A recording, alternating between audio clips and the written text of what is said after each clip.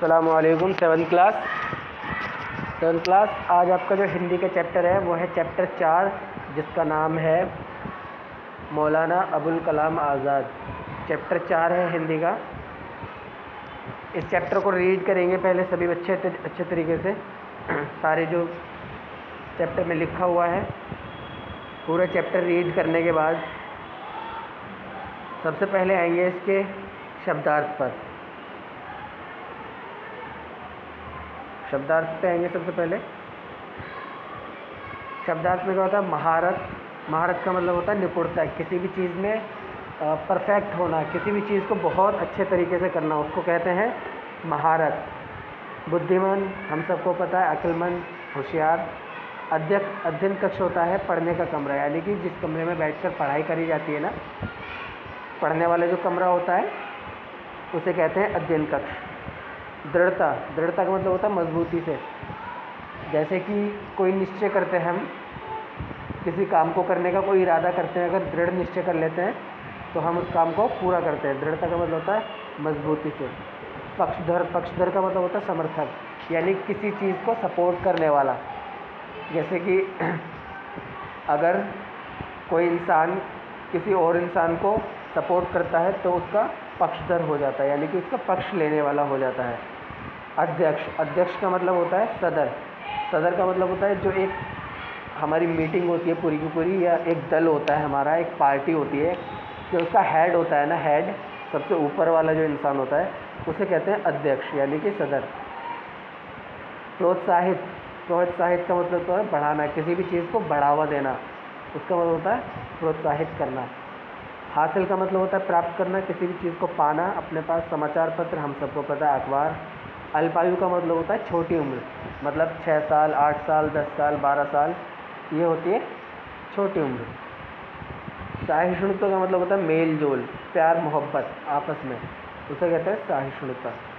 अग्रणीय होता है पहली पंक्ति, यानी कि सबसे आगे जो होता है उसे कहता है अग्रणीय। संस्कृति तहजीब, हमारी जो कल्चर होता है, हमारा जो हमारा रहन सहन होता है, खाना पीना होता है, पहनना ओढ़ना होता है, उसको कहते हैं संस्कृति, यानी कि तहजीब। तो ये आपको शब्दार्थ आपकी कॉपी में उतारने सारे और समझने हैं।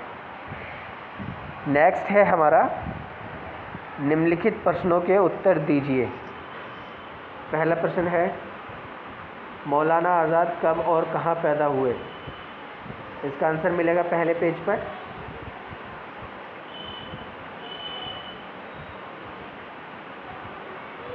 इनका जन्म 11 नवंबर 1888 यानी कि 11 नवंबर 1888 को सऊदी अरब के मक्का शहर में हुआ था।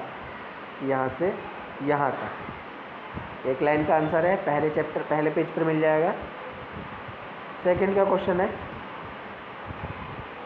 सेकंड क्वेश्चन है आपको किन किन भाषाओं का ज्ञान था? यानी कि मौलाना आज़ाद को किन किन भाषाओं का ज्ञान था? इसका आंसर भी आपको पहले चैप्टर पहले पेज पे ही मिल जाएगा।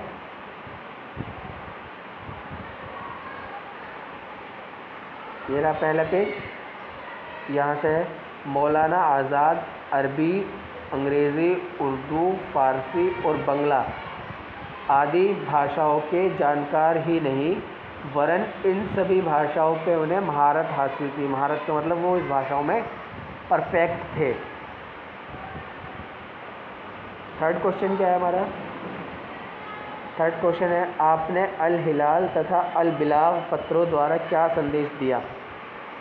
जो वो पत्र जारी करते थे, जो पत्र छापते थे, जिन पत्रों में वो लिखते थे, उसके द्वारा क्या संदेश देते थे, वो मिलेगा आपको सेकंड पेज पर। उन्होंने अल हिलाल और अल बलाग साप्ताहिक समाचार पत्रों द्वारा आज़ादी के दीवानों का हौसला बढ़ाया और हिंदू मुस्लिम एकता की ज़रूरतों पर काम किया। यहाँ से अल हिलाल से लेकर ज़रूरत पर काम किया, यह आएगा आपका। नेक्स्ट क्या है?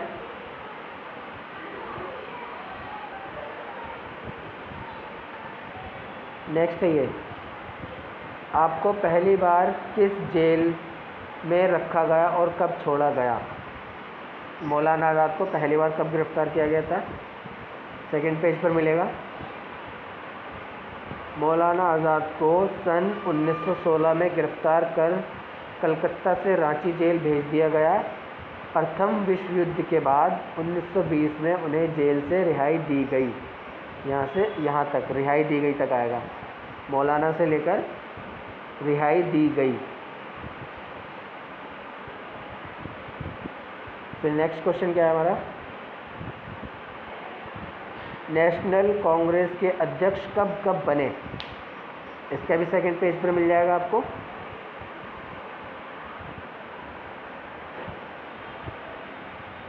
यहाँ से लेकर आप सन 1923 ईस्वी में नेशनल कांग्रेस में सबसे कम आयु में अध्यक्ष बने। इसके बाद 1940 में दोबारा अध्यक्ष यानी कि सदर चुने गए। पहला यहाँ मिल जाएगा आपको। आप सन 1923 में नेशनल कांग्रेस के सबसे कम आयु में अध्यक्ष बने। इसके बाद सन 1940 में दोबारा अध्यक्ष चुने गए।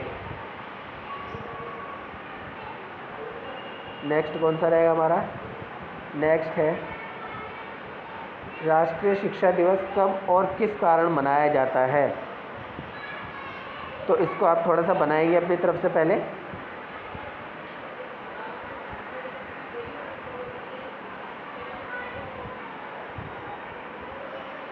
यहाँ पर लिखेंगे, आप इस जगह पर लिखेंगे मौलाना अबुल कलाम आज़ाद के द्वारा। यहाँ पे लिखेंगे मौलाना अबुल कलाम आज़ाद के द्वारा। फिर यहाँ से लिखेंगे शिक्षा के क्षेत्र में की गई उनकी सेवाओं को याद रखने के लिए उनके जन्मदिन 11 नवंबर को राष्ट्रीय शिक्षा दिवस के रूप में मनाया जाता है। दोबारा सुनेंगे, मौलाना अबुल कलाम आज़ाद के द्वारा शिक्षा के क्षेत्र में की गई उनकी सेवाओं को याद रखने के लिए उनके जन्मदिन 11 नवंबर को राष्ट्रीय शिक्षा दिवस के रूप में मनाया जाता है। करेक्ट है।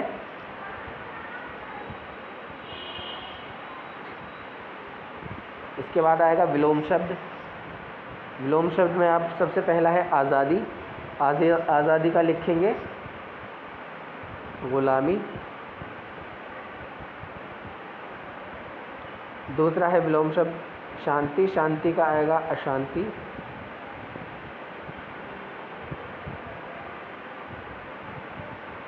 तीसरा क्या है? तीसरा है एकता। एकता का आएगा अनेकता। अनेकता।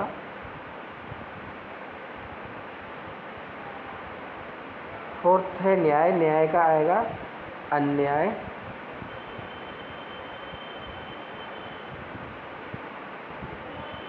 फिफ्थ है पुरस्कार। पुरस्कार का आएगा तिरस्कार। जैसे पुरस्कार लिखा गया है ऐसे लिखा जाएगा इसके सामने तिरस्कार। तिरस्कार का मतलब होता है किसी को अपमानित करना या किसी का अपमान करना। जैसे किसी को पुरस्कार देकर उसका सम्मान करते हैं, वैसे ही तिरस्कार करके उसको अपमानित करते हैं। शिक्षा। शिक्षा का आएगा अशिक्षा।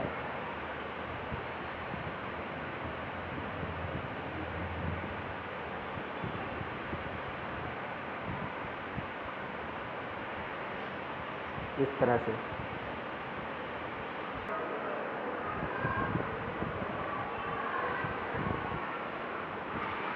अब आएगा हमारा बच्चों विशेषण।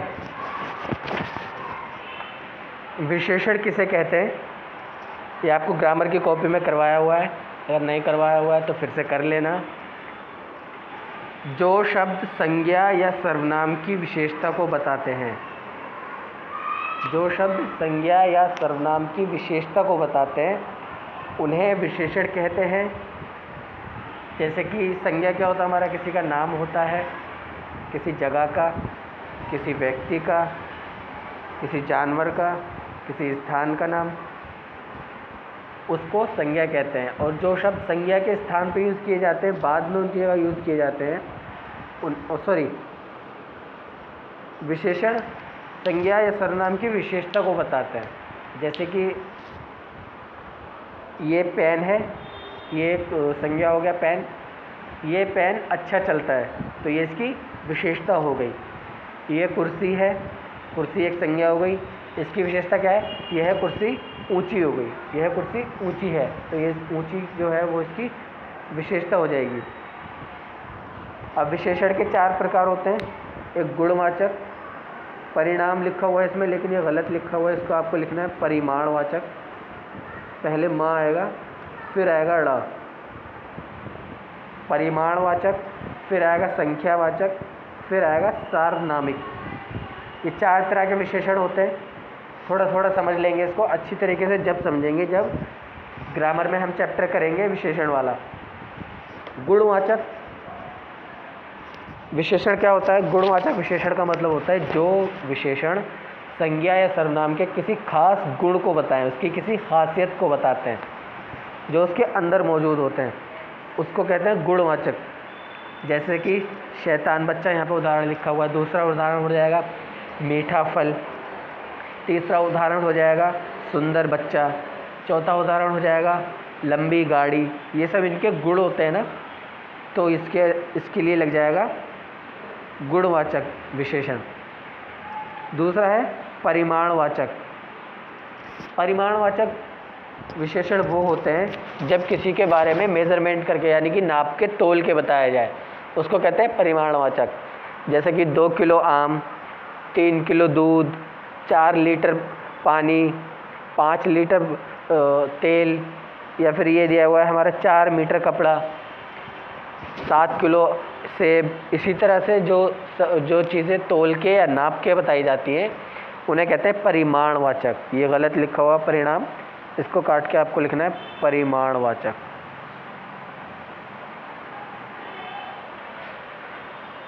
तीसरा विशेषण है संख्यावाचक।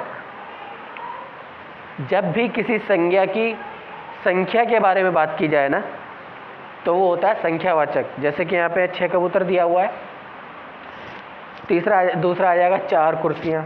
मेरे पास 4 कुर्सियाँ हैं, तो वो क्या हो जाएगा? संख्यावाचक विशेषण। पेड़ पर 7 कबूतर बैठे हैं, उस डाली पर 4 आम लगे हुए हैं, इस क्लास में 2 पंखे हैं। ये सब क्या है? हमारे संख्यावाचक, जो नंबर्स को बताते हैं। सबसे लास्ट वाला है सार्वनामिक विशेषण। सार्वनामिक विशेषण क्या होता है? ये संज्ञा से पहले आता है और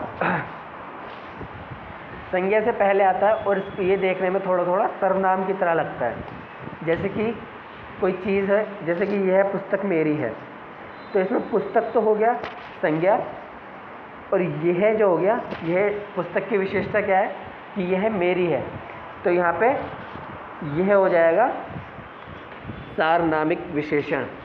दूसरा इसमें देखेंगे हम अब जैसे कि दूसरा उदाहरण देखेंगे, यह कुर्सी है। अभी इस कुर्सी की कोई खास बात नहीं है, लेकिन जब ये लग जाएगा यह कुर्सी मेरी है, तो फिर यह कुर्सी क्या हो जाएगी? ये हो जाएगा सार्वनामिक विशेषण। जो भी संज्ञा शब्द से पहले सर्वनाम जो आता है, वो अगर विशेषण का काम करे, किसी वस्तु की खासियत को बताए, किसी की खासियत को बताए, तो वो क्या हो जाता है? सार्वनामिक विशेषण हो जाता है। इसको और अच्छे से जब हम तब पढ़ेंगे जब हम ग्रामर में पढ़ेंगे विशेषण वाला चैप्टर। इसके बाद चलेंगे हम, यहाँ पर आएगा विलोम शब्द। विलोम शब्द पहले हमने कर लिया एक बार इसी चैप्टर में, दोबारा आया है। अल्पायु, अल्पायु का आएगा दीर्घ आयु। अल्पायु का मतलब होता है छोटी आयु, दीर्घ आयु का मतलब होता है बड़ी आयु, लंबी आयु। आसान, आसान का हो जाएगा कठिन। देशभक्त का हो जाएगा देशद्रोही।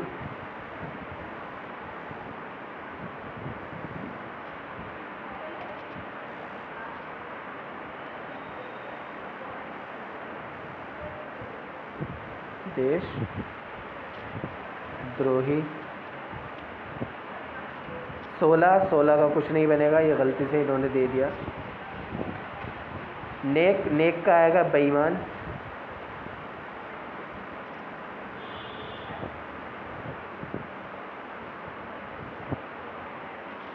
स्वतंत्रता, स्वतंत्रता का मतलब होता है आज़ादी।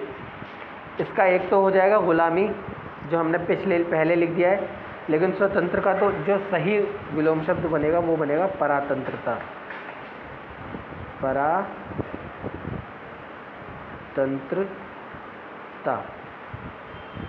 र पे आकर डंडा, फिर त, फिर त्र, फिर ता पे आकर डंडा और इस वाले ता पे अंकी बिंदी। परातंत्रता। अब यहाँ पे क्या है, नेक्स्ट है हमारा पर्यायवाची। तीन तीन पर्यायवाची लिखने सबके। घर है, घर का पहला आएगा गृह, दूसरा आएगा इसमें आलय, तीसरा आएगा सदन। घर, आलय, सदन, तीन हो गए। दूसरा क्या है हमारा, दूसरा पर्यायवाची नगर। नगर का आएगा नगरी,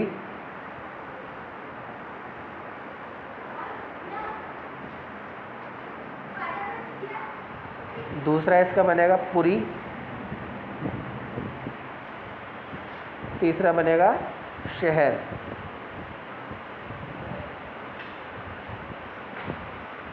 तीन पर्यायवाची हो गए। तीसरा है हमारा दुनिया। दुनिया का पहला बनाएगा जग, दूसरा आएगा जगत, तीसरा आएगा संसार।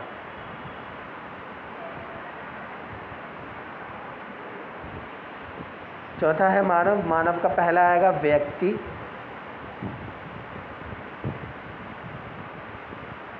दूसरा आएगा इंसान, तीसरा आएगा मनुष्य।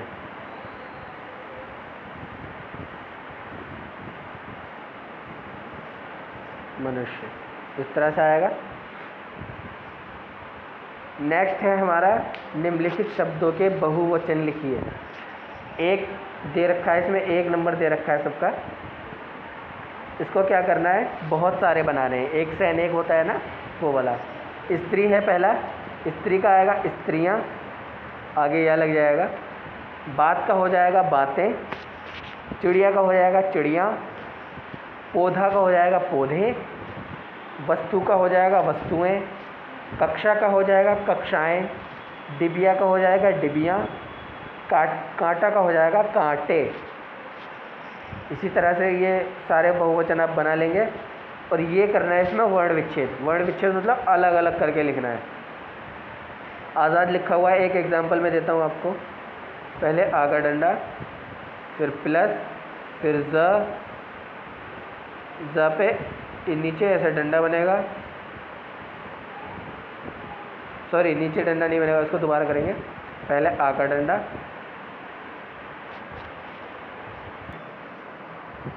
पहले आएगा आ, फिर आएगा ज, फिर आएगा आ की मात्रा, फिर आएगा द,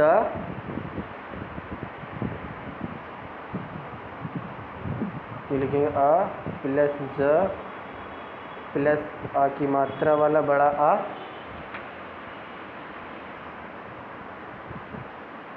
प्लस द प्लस छोटा आ,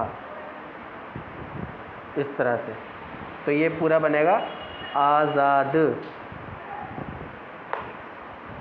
आज़ाद के जब टुकड़े करेंगे तो पहले बनेगा, पहले आएगा आ का डंडा, आ की मात्रा वाला बड़ा आ, फिर आएगा ज, फिर प्लस ज प्लस बड़ा आ, और फिर द हलन, और उसके आगे छोटा आ।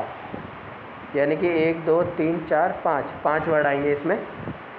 नेक्स्ट है हमारा क्या है, प। पत्रकाल में पहले आएगा प, फिर त्र लिखा है ना, तो पहले लिखा जाएगा त हलन प्लस र प्लस अ, तो ये हो गया पत्र। फिर क, फिर प्लस बड़ा आ, फिर प्लस र, फिर प्लस छोटा आ। इसी तरह से आपको पत्रकार पूरा हो जाएगा। ये भी आपको अच्छी तरह से डिफाइन करके जब संधि विच्छेद या वर्ण विच्छेद वाला चैप्टर पढ़ा जाएगा तब आपको अच्छे से समझाया जाएगा। फिलहाल समझ लीजिए, इसको इसी तरह से लिखना है टुकड़े करके इसको। और आपको अपना होमवर्क सही से साफ राइटिंग में कॉपी में करना है आपको। शब्दार्थ, शब्दार्थ कॉपी में करने हैं, प्रश्न उत्तर कॉपी में करना है, और ये व्याकरण में करना है। विशेषण की परिभाषा और इसके चारों भागों की परिभाषा ये व्याकरण में करना है। ऊपर वाला हिंदी रीडर में करना है, यहाँ से यहाँ तक। सभी बच्चे काम भेजेंगे अपना करके कंप्लीट।